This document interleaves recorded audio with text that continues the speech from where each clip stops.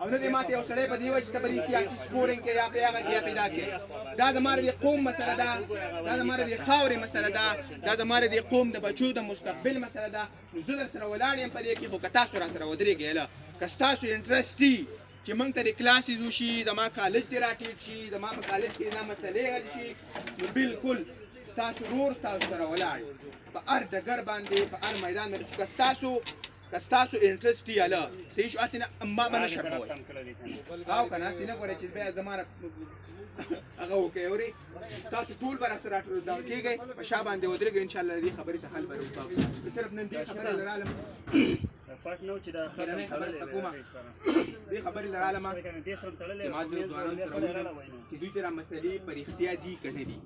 هغه ما ته پته ولګېده ځکه چې دا اوس 10:30 بجې زه راورسېدم په کالج کې 6 کسان دا دي ناست دي او نور نشته تلي چېرته ګرځي دا کله د کلاسز کېده ټیټ کلاس ورته کېده بیا په یوه بجه به دوی چھټي کولی په دې کې داسې کسان دي د غونډ نه پکې هغه لکان راځي که نه زموږ کې قابلانه لکان دي خو مطلب ښه ټاپرانه لکان دي هغوی غواړي چې موږ سبق ووایو خو چې یو سړي د کلاسز نه کېږي نو په توره غړه به واپس نه ځي هغه نو د ما د خبرې مقصد دا دی زه دې خبرې نه راغلی یم چې تاسو را متفق کړم صحیح شو تاسو ټول راټول چې تاسو څومره تعداد دی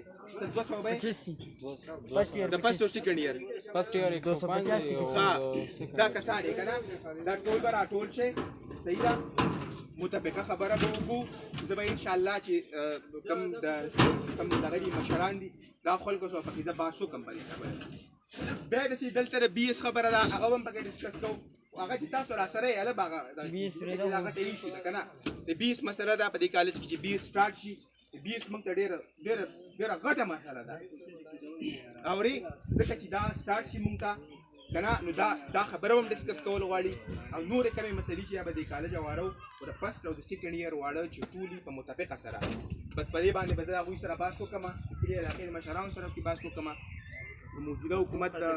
مشرانو سره پکې بحث وکړم صحیح شو بیا به د هغې نه بعد که داسې ونه شوه بیا به مونږ خپل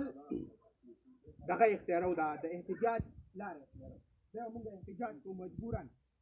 او بیا به داسې احتجاج کوو چې بیا به یې دا خلک هم یاد وساتي دا اعتجاجیه به یې یاد وساتي بیا به ورته زه ولاړ یم یا به د پښتو مدرسې ځمکه کوو صحیح شو یا به دلته به کوم ځای باندې دلته کښېنې هغه چې تدریس وکړي هلته کې به یو بیا به انشاءالله چې دا منسټران به هم راته کېني دا کمیشنران به هم راته کېني دا ټول خلک به راته کېني د خیال سره او تاسو ٹھیک شو